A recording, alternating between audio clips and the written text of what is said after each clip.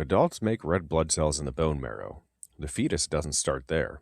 That developmental handoff isn't finished until late in the third trimester. If your patient delivers before it's complete, that gap shows up at the bedside. This video traces the developmental biology behind that statement, where hematopoiesis begins, how the primary sites shift across gestation, what each site produces and why, and what happens at the cellular level when a preterm infant arrives before the marrow has fully taken over. The clinical consequences of an incomplete developmental program are predictable: blunted erythropoietin response, structural limits on platelet production, and shortened red cell lifespan. This video builds the framework that connects them. The blood system produces billions of new cells every day: red cells, platelets, neutrophils, lymphocytes, across an entire lifetime. That output depends on a single cell type at the top of the hierarchy that has two properties no downstream cell shares. The first property is self-renewal. When a hematopoietic stem cell divides, at least one daughter cell is an identical copy of the parent. The stem cell pool never depletes itself. Every division that produces a committed progenitor also produces a replacement stem cell. That is what makes the system sustainable. The second property is a multi-lineage differentiation. A single hematopoietic stem cell can give rise to every mature blood cell type. Red cells, platelets, granulocytes, monocytes, lymphocytes all trace their origin back to that one progenitor. No downstream cell shares that range. Once a cell commits to a lineage, that commitment is permanent and cannot be reversed. Progenitor cells are further along the differentiation pathway. They can generate cells within their committed lineage, but they cannot replenish themselves indefinitely, and they cannot cross into another lineage. They are powerful amplifiers, but they are not the source. That distinction has a direct clinical consequence. Hematopoietic stem cell transplants work because a single engrafted stem cell can reconstruct the entire blood system. Transplanting committed progenitor cells alone cannot do that. They will exhaust themselves producing stem cells within one lineage and leave the rest of the system empty. The same hematopoietic stem cell placed in different locations produces different outcomes. That is not a property of the cell, it is a property of where the cell lands. Growth factors do not instruct uncommitted cells to adopt a lineage. They act on cells that have already committed and permit them to proliferate. The decision about which lineage is made earlier by the local environment the progenitor is sitting in. Cytokines, stromal cells, extracellular matrix, and local oxygen tension all contribute to that signal. Change the environment and the output changes, even if the progenitor is identical. This explains something that would otherwise seem paradoxical. The yolk sac, fetal liver, and bone marrow all draw from the same progenitor pool, but each site produces a different mix of cell types at a different developmental stage. That is not because different progenitors migrate to different sites, it is because the microenvironment at each site is configured to support specific lineages at specific times. The most direct demonstration of this principle comes from transplant experiments. Yolk sac-derived cells transplanted into culture, removed from their native environment, are multipotent. They can produce multiple cell types. But in vivo, within the yolk sac itself, those same cell types produce only red cells and macrophages. The restriction is imposed by the environment, not the encoded cell. CD34 is the primary surface marker used to identify hematopoietic stem cells and early erythroid progenitors. Cells that are CD34 positive and lineage marker negative represent a population enriched for transplantable and graftable stem cells. That combination selects for cells that still have the full range of developmental potential ahead of them. The embryo needs red blood cells before it has a liver, before it has bone marrow, and before it has a circulatory system capable of supporting those organs. The blood system has to be built itself and sustain the organism simultaneously. Primitive erythropoiesis is the solution to that problem. Between days 16 and 19 after conception, blood islands form in the mesodermal layer of the yolk sac. These are aggregates of the hematopoietic and endothelial cell masses, the same structures that will later become the early vascular network. The common precursor of both endothelial cells and hematopoietic cells at this stage is the hemangioblasts. The cell produced here are primitive erythroblasts. They are large, greater than 20 micrometers. They are nucleated. They are CD34 negative. They carry embryonic hemoglobin, and critically, their production is driven by the yolk sac microenvironment, not erythropoietin. Erythropoietin dependence has not yet been established. The system runs on local signals alone. These cells do not persist. Primitive erythroblasts undergo apoptosis during fetal life. They do not self-renew. They do not contribute to the definitive erythroid system, and they are extinct before birth. The entire wave exists for one purpose: to establish oxygen delivery long enough for the fetal liver to come online. Failure of primitive erythropoiesis is embryologically lethal. There is no backup, there is no other system ready, and no compensatory mechanism exists at this stage of development. Definitive erythropoiesis is a different system entirely, not a continuation of the primitive wave, not a more mature version of the same program, a structurally distinct, erythropoietin-dependent, self-renewing system that will sustain red blood cell production from fetal life through adulthood. The cells produced here are smaller, less than 20 micrometers. They are CD34 positive. They enucleate at maturity, where the nucleus is expelled before the cell enters circulation. They carry fetal and adult hemoglobins, not embryonic hemoglobin, and unlike the primitive erythroblasts, they are capable of self-renewal. This is the system that runs for the remainder of the organism's life. The dependence on erythropoietin is absolute at a specific point in the maturation sequence. Committed erythroid progenitors that reach the colony-forming unit erythroid, or CFUE, and pro-erythroid blast stages require continuous erythropoietin signaling to survive. Withdraw erythropoietin, and those cells undergo apoptosis before completing maturation. They do not stall, they die. This has been confirmed directly. Erythropoietin null and erythropoietin receptor null mutations in animal models are lethal at embryonic day 13.5 from severe anemia. The bridge between the two waves is a transitional population called high proliferative potential colony-forming cells, or HPP CFCs. These cells emerge in the yolk sac, migrate to the fetal liver, and initiate definitive erythropoiesis before hematopoietic stem cell-derived production is fully established. They are not primitive erythroblasts, and they are not adult-type definitive progenitors. They are the transitional population that closes the gap between the two systems. The clinical relevance is direct. Anemia of prematurity is characterized by low erythropoietin levels and an inadequate erythroid response. The mechanism is precisely this. Committed erythroid progenitors in the preterm infant are dependent on a survival signal that is not being produced in sufficient quantity. The cells commit to the erythroid lineage and then die before they complete maturation. Committed erythroid maturation follows a fixed sequence, and erythropoietin dependency tracks that sequence in a very specific way. Understanding where erythropoietin matters most in the pathway explains both why anemia develops and why pharmacological erythropoietin works when it does.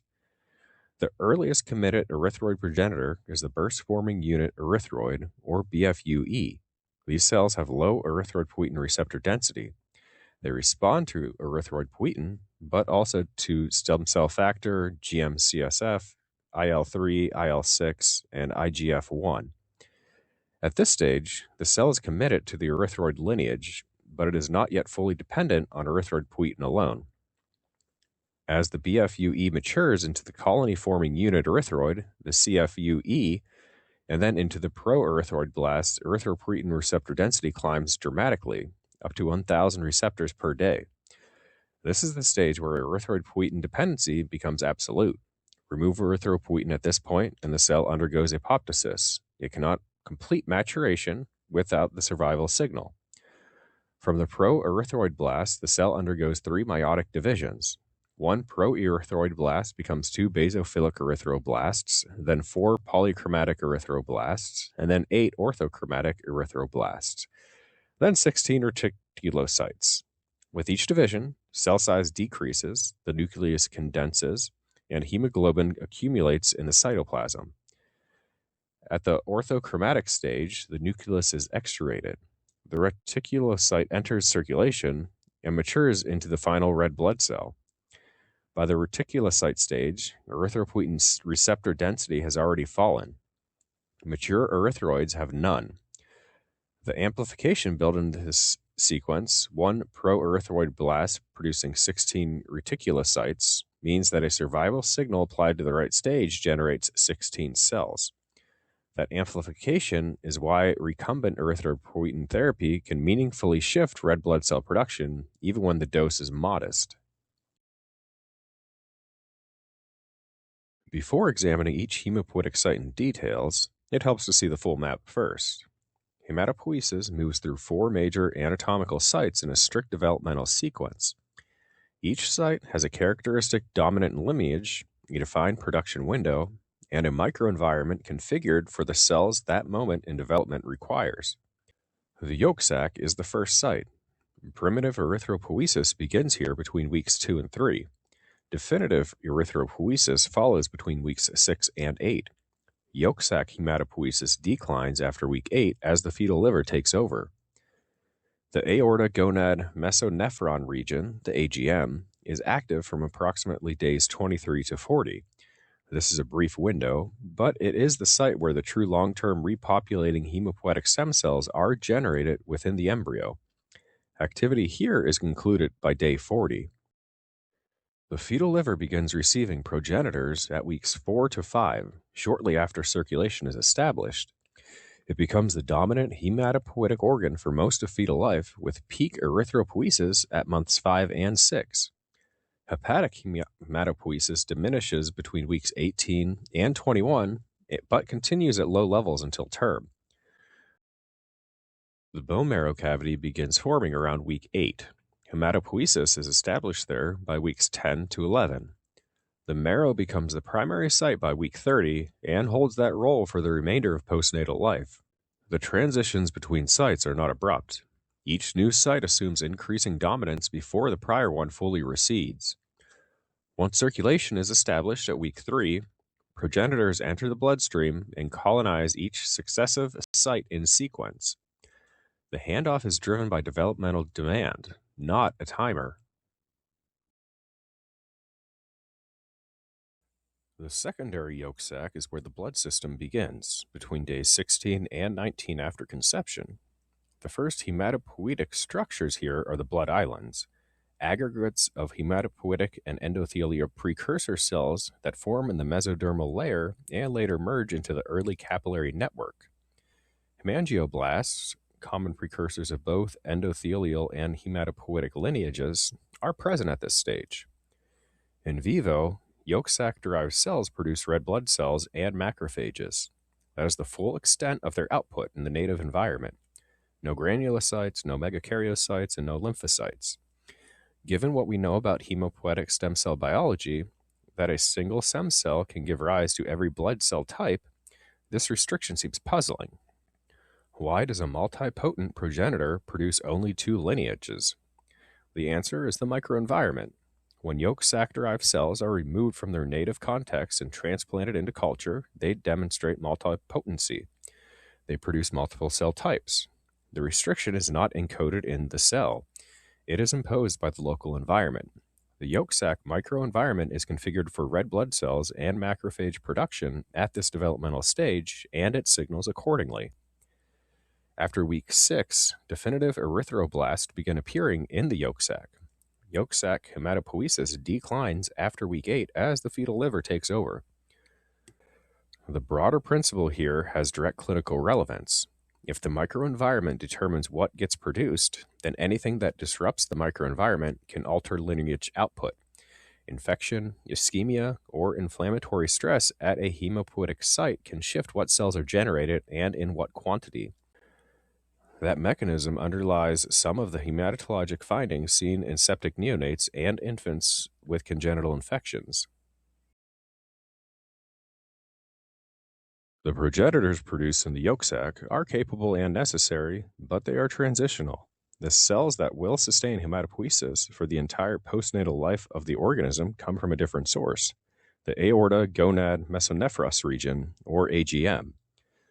The AGM is located in the periumbilical region of the embryo at the ventral wall of the developing aorta. Hematopoietic stem cells emerge here from hemogenic endothelium, or endothelial cells lining the aortic wall that undergo a transition to a hematopoietic fate. The transcription factor, RUNX1, is required for this process. Without RUNX1, hematopoietic stem cell generation in the AGM fails.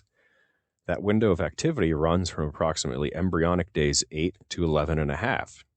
By approximately day 23 of gestation, multipotent progenitors in the AGM outnumber those in either the yolk sac or the fetal liver.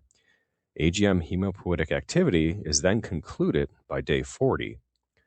Once circulation is established, AGM-derived hematopoietic stem cells enter the bloodstream and migrate first to the fetal liver, then to the bone marrow in sequence. They seed each successive site and become the founding population for the hematopoietic system that will operate for the rest of the organism's life.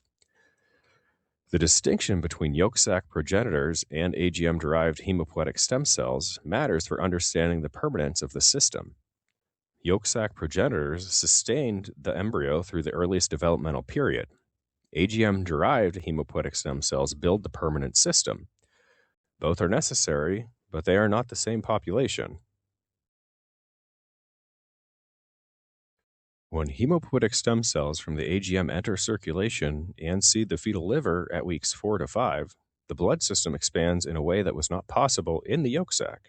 For the first time, all hematopoietic lineages are produced in a single site simultaneously.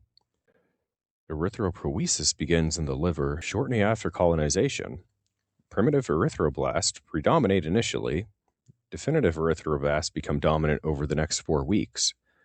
By weeks 11 to 12, hematopoietic cells constitute 60% of the liver's cellular content. Between weeks 6 to 18, the fetal liver produces erythrocytes, macrophages, megakaryocytes, granulocytes, and lymphocytes. At week 5, macrophages predominate, approximately 1 granulocyte per 9 macrophages. Peak hepatic erythropoiesis occurs at month 5 and 6. Hepatic hematopoiesis then diminishes between weeks 18 and 21 as the bone marrow assumes dominance, though low-level production continues until term. The liver's second role here is equally important. During fetal life, the liver is the primary site of erythropoiesis production. It is the organ sensing oxygen tension and responding by driving red blood cell production. That function is not shared with the kidney during this period. The kidney takes over as the primary erythropoietin producer postnatally. That postnatal transition is where preterm delivery creates a specific vulnerability. An infant born at 24 or 26 weeks has not completed the liver to kidney handoff. The liver downregulates erythropoietin production rapidly in the relatively hyperoxic extrauterine environment. The kidney is not yet established as the primary producer. The result is a period of low erythropoietin that is out of proportion to the degree of anemia, not because the erythropoietin system is globally immature, but because delivery interrupted a developmental transition that was still in progress. The bone marrow does not arrive fully formed. It has to be built, and that process of building is itself a hematopoietic event. The marrow cavity begins developing around week 8 after conception. The first hematopoietic cells to appear in the bones are not the red cell precursors. They are phagocytes, osteoclasts that physically excavate the marrow space. The cavity is created by hematopoietic cells before hematopoiesis can occur there. When hematopoiesis is established in the marrow at weeks 10 to 11, neutrophils predominate. This stands in direct contrast to the fetal liver, where macrophages dominate. The marrow microenvironment at the time of establishment is configured for granulopoiesis. Definitive erythropoiesis begins in the marrow at week 8. By week 14, only definitive erythroblasts are present. Erythropoietic cells reach a maximum of 35% of total marrow cells at week 12 and fall to 20 to 30% thereafter. The bone marrow becomes the major site of hematopoiesis by week 30. After birth, red blood cell production occurs throughout spongy and trabecular bones. As the skeleton matures through childhood and into adulthood, erythropoiesis retreats progressively to the axial skeletal, vertebrae, sternum, ribs, and proximal long bones. The long bones of the extremities convert to fatty marrow and exit active erythropoiesis. The neutrophil dominance of early marrow output reflects what postnatal life will require. Macrophages, the predominant liver product, are suited for steady-state tissue surveillance. Neutrophils are rapid response cells capable of large-scale mobilization during infection. The marrow was organizing for that purpose before birth. Every other cell line in the body amplifies its output by dividing. A progenitor cell divides, and two daughter cells are available to continue maturing. Megakaryocytes use a completely different strategy. The megakaryocytes mature through 4 stages: megakaryoblasts, promegakaryocytes, granular megakaryocytes, and mature megakaryocytes. Cell size increases from 6 to 24 micrometers at the earliest stage up to 50 micrometers at maturity. The nucleus becomes multi-lobed. The cytoplasm develops organized granular fields that become individual platelets. But the mechanism by which the cells amplify its platelet output is unique. Instead of dividing, the megakaryocyte nucleus undergoes repeated rounds of DNA replication without cell division, a process called endomitosis. Each round of endomitosis doubles the DNA content without increasing the cell count. The result is a single large cell with polyploid nucleus. A DNA content means a larger cell, more cytoplasm, more platelet fields, and more platelets released per cell. Adult megakaryocytes have a motile polyoid of 16N. They are large, DNA-rich, and capable of producing hundreds of platelets per cell. Neonatal megakaryocytes, both preterm and term, have a motile polyoid of less than 8N. They are smaller than adult megakaryocytes, and the adult size is not reached until approximately 2 years of age. Smaller cells with a lower polyoid produce fewer platelets per cell. The structural deficit is partially offset by compensatory mechanisms. The fetal platelet counts are only slightly lower than adult counts, but the compensation has limits. When platelet production is stressed, the neonatal megakaryocyte has less reserve to draw on. It cannot upscale platelet output the way that an adult megakaryocyte can, because the architecture for that upscaling, high polyoid, large cell size, is not yet in place. Thrombopoietin, TPO, is the principal regulator of megakaryocyte development at every stage from early precursors through mature megakaryocytes. It is produced primarily by the liver and acts through the receptor CMPL on megakaryocyte precursors. In animal models where TPO or CMPL are knocked out, platelet production falls to 10 to 15% of control values. That figure confirms TPO as the dominant regulator while also establishing that other signals contribute. The system does not collapse entirely without it. The feedback loop that governs TPO levels is platelet-mediated. Circulating platelets bind TPO through CMPL and remove it from circulation. When platelet count falls, less TPO is cleared. Plasma TPO rises, and megakaryocyte stimulation increases. When the platelet count rises, more TPO is cleared, plasma TPO falls, and production slows. The platelet itself is both the sensor and regulator.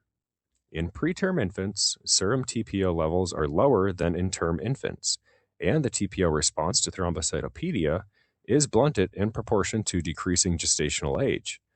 The system does not mount the same corrective rise in TPO that it would in a more mature infant. This is partially offset by increased sensitivity of neonatal megakaryocyte precursors to TPO. They respond more vigorously to a given TPO level than adult precursors do. That compensation has a ceiling. A preterm infant with severe or prolonged thrombocytopenia can exhaust the capacity of hypersensitive but structurally immature megakaryocyte precursors.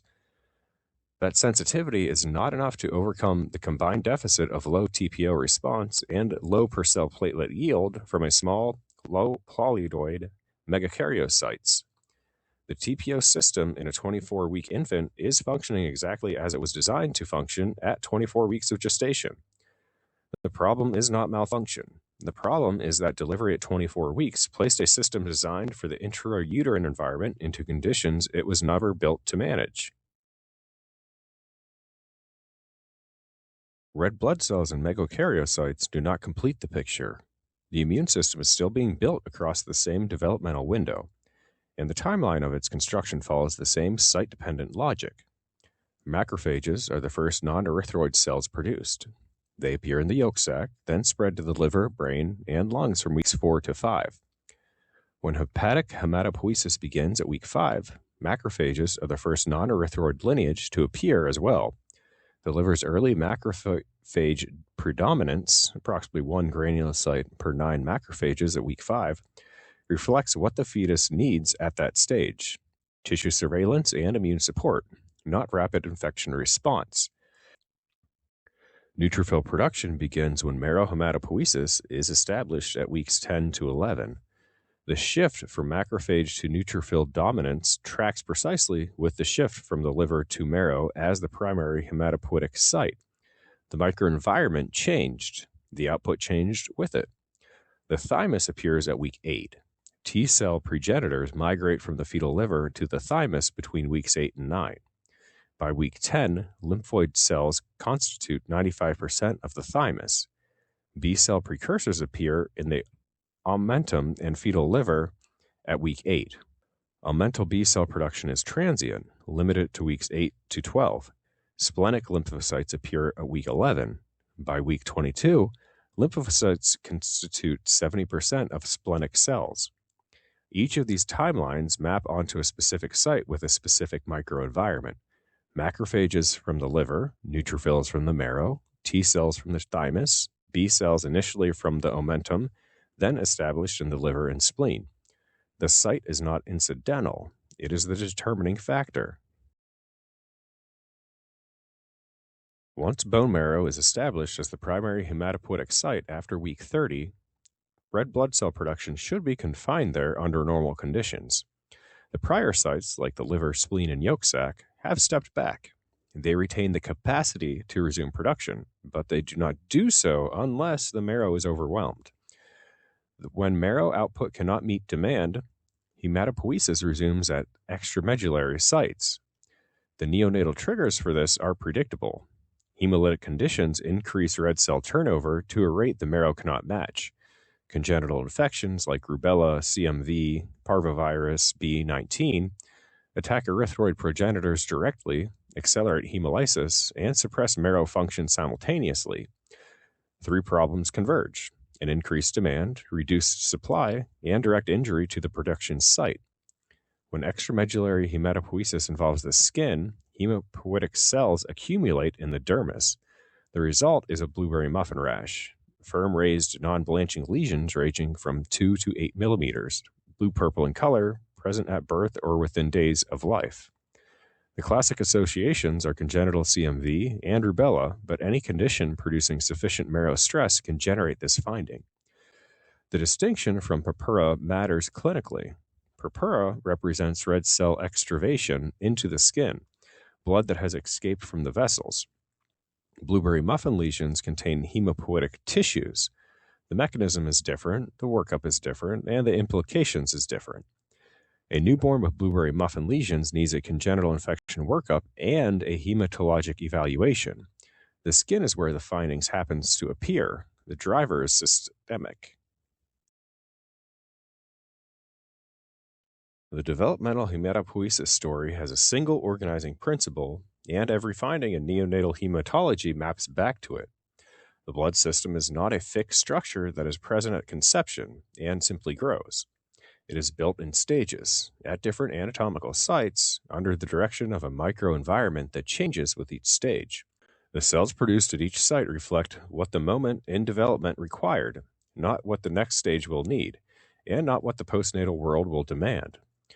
The distinctions that matter clinically follow directly from this. Primitive and definitive erythropoiesis are structurally separate programs. Primitive erythropoiesis is EPO independent, transient, nucleated, and runs on embryonic hemoglobin. Definitive erythropoiesis is erythropoietin dependent, self-renewing, enucleated, and produces fetal and adult hemoglobins. Treating them as early and late versions of the same system produces the wrong mental model. Neonatal megakaryocytes are developmentally immature relative to adult megakaryocytes. Lower polydoi, less than 8N versus 16N in adults, and smaller cell size reduce per cell platelet output. The TPO feedback response is blunted with decreasing gestational age. Preterm infants are structurally prone to thrombocytopenia under any condition that stresses platelet production, not because something has gone wrong, but because the system was not yet complete. The erythropoietin vulnerability in very preterm infants traces back to the fetal liver as the primary erythropoietin producer. Delivery before the liver to kidney transition is complete creates a period of low erythropoietin that cannot be explained by renal immaturity alone. Extramedullary hematopoiesis is the system reverting to prior sites when the marrow is insufficient. The blueberry muffin rash is a cutaneous signature, a systemic hematologic signal, not a dermatologic one. When you see the hematologic vulnerabilities of a preterm infant, you are seeing a developmental timeline that was interrupted. The findings are not arbitrary. They are the expected output of a system that was partway through its construction. We have now traced the full architecture of fetal blood cell production, from the yolk sac to the AGM to the fetal liver to the bone marrow. Each site is handing off to the next with purpose. But we have said almost nothing about the hemoglobins inside those cells. The red blood cells produced across all of this development can carry a molecule that is structurally distinct from anything circulating in adults, engineered specifically for an environment where the only oxygen source is the maternal blood on the other side of the placenta membrane. In the next video, we look at that molecule directly. What makes fetal hemoglobin different, why that difference is essential for survival in utero, and what happens when the switch from fetal to adult hemoglobin goes wrong.